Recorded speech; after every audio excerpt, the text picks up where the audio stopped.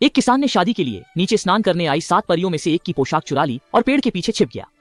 इस समय 7 परियां खेल रही थीं। तभी नहाकर लौटने वाली एक परी ने देखा कि उसके कपड़े गायब हैं। अरे नहीं, मेरे कपड़े कहाँ हैं?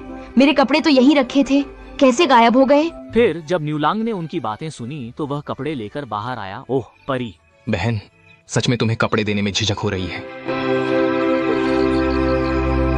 इस तरह न्यूलांग ने सफलतापूर्वक स्वर्ग के जेड सम्राट की 7वीं बेटी से शादी कर ली। दोनों हाथ में हाथ डालकर गाते हुए खुशी से लौट रहे थे और पाया कि न्यूलांग जिन्यू को घर ले आया है। बूढ़ा बैल सबसे पहले बधाई देने बाहर आया। न्यूलांग और जिन्यू, आप लौट आए हैं, कल खुशी का आयोजन कर लें। हा हा हा। बूढ़े बैल की बात पर न्यूलांग ने आंगन साफ किया और दिल के कमरे को सजाया। अगले दिन न्यूलांग का छोटा घर रोशनी से सजा, पटाखे फूटे और पड़ोसी बधाई देने आए। सभी ने न्यूलांग की तारीफ की कि वे सुंदर जोड़ी हैं। न्यूलांग और जिन्नू खुशी से साथ रहने लगे।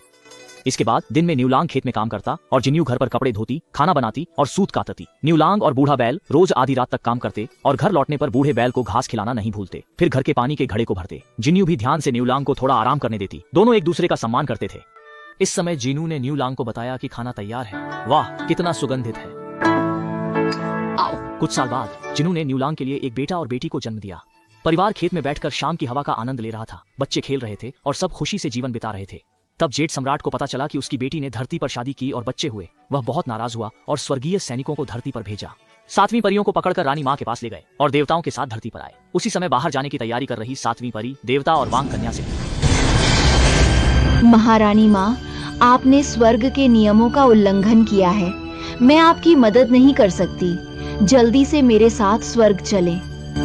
कृपया मेरे 2 बच्चों का ख्याल रखते हुए मुझे इस बार माफ कर दें।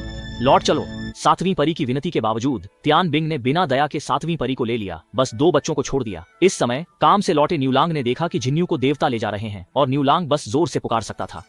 यह देखकर बूढ़ा बैल पेड़ के पास दौड़ा, अपने सींग तोड़े और निशान से कहा कि जल्दी से डंडे से बच्चों को सींग वाली नाव पर चढ़ा दो। नाव पर चढ़ते ही वह उड़ने लगी। निशान बच्चों को लेकर स्वर्ग के सैनिकों का पीछा कर रहा था। तभी रानी माँ ने उसे देख लिया। नंदन वन की देवी ने नीलकंठ को रोकने के लिए जादुई बाल पिन का उपयोग किया, जिससे समुद्र का पानी फैल गया और नीलकंठ का रास्ता रुक गया। दोनों ने आकाश गंगा के पार एक दूसरे को देखा, लेकिन गले नहीं मिल सके। आकाश में उड़ रहे फीनिक्स भी उनकी प्रेम कहानी से प्रभावित हो गए।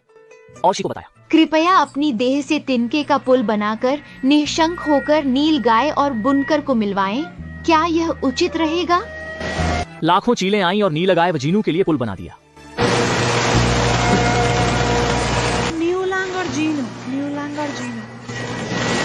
उनके बीच के संबंध। प्रेम ने राजा की माता को प्रभावित किया। हर साल चंद्र कैलेंडर के अनुसार 7वां महीना और 7वां दिन न्यूलांग और जिन्नू को मिलने की अनुमति है।